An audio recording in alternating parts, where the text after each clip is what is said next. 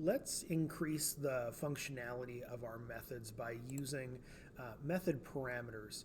So a parameter is a piece of information that a method can use in order to accomplish its task.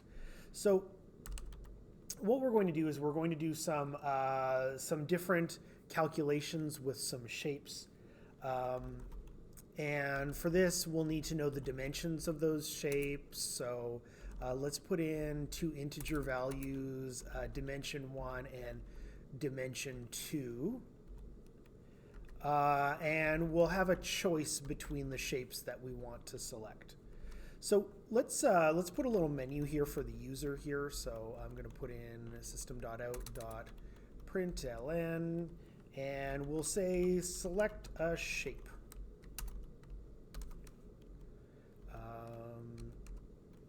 And then we'll display the shape. So system.out.println. Let's do a square, an easy one to accomplish. And then the second one, we'll do a rectangle.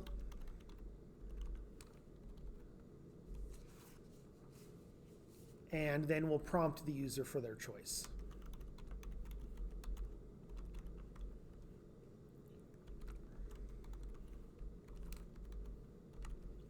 So then the choice is going to get the value of input.nextInt. Now, what we'll do is we'll do a little if-else ladder that will check what the choice was. So if it was 1, we're going to have a sequence of events, and then otherwise, if it was 2, then we'll have another sequence. So if they picked 1, what we're going to do is we're going to get the square's dimension. You only need 1 because everything is the same, and then we'll get its area. So let's prompt the user.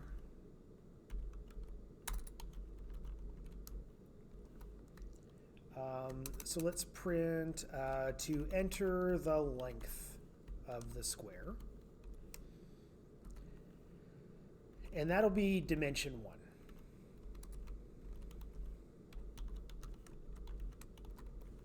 Okay. Now what I want to do is I want to calculate the value of the area of that square. But I want to do this as a method. So I want to create a method that can calculate the square area. So I'm going to call it square area, and then do it this way. Now, the important thing though is I want to be able to send it what the dimensions are of the square so that you don't have to generate them inside the method. So the way we're going to do this, and you've probably seen this in parameters like this when we were working with strings. So you would have here's like the example word dot substring, and then you put from 0 to 7. So these here, these are well, when they're coming from the main program, they're called the arguments, but I'm going to be referring to everything as parameters just to keep it a little bit more simple. But 0 and 7 are the 2 integers that it requires to be able to get you a substring of every character from 0 to 7. Now what we want to do is we want to get the area of a square whose dimension is whatever we have put in here. So when we're writing the methods, of course, we do them up here. So you may need to scroll up. And we'll create the square area method here. So public static void square area. Now, what happens here is, say we enter a 5. A 5 gets entered.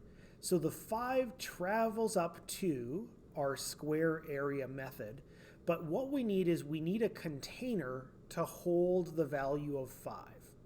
So what I'm going to do here is create a parameter. So this is going to be the length. So what happens is this gets passed. So dimension doesn't actually get passed. So the value gets passed. And then the value is stored in this length parameter. So now for this, we're going to get the area as an integer here, so you can declare variables inside your method. And we know that the area is going to be equal to the length times the length. And then let's display what it is.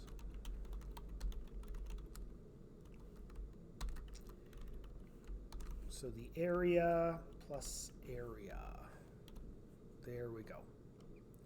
So now if I run this, so our choice for this is going to be square.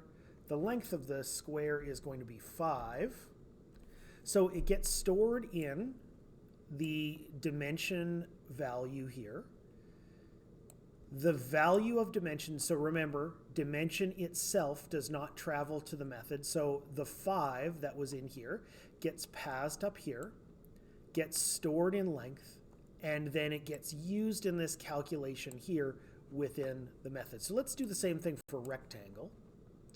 So if the choice was rectangle, then what we need is we need to prompt for 2 values here.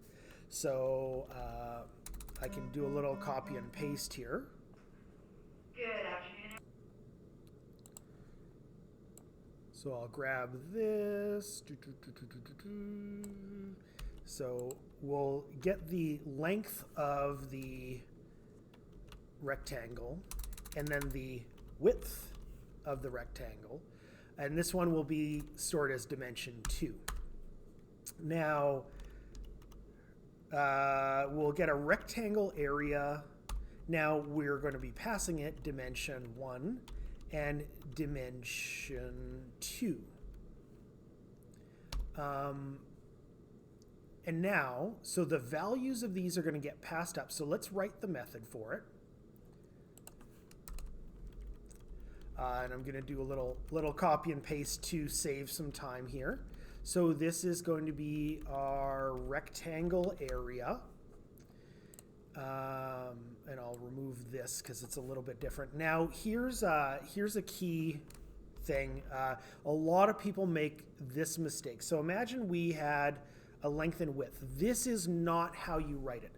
So yes, you can declare 2 variables like this in terms of when you're declaring them as normal. However, when they are parameters, each one has to be preceded by its type. There's a reason for this that we're going to see shortly in another video. So you need to store them this way. And then we are going to get the area as the length times the width. So we will also be able to get the rectangle area now. So I'm going to run the program.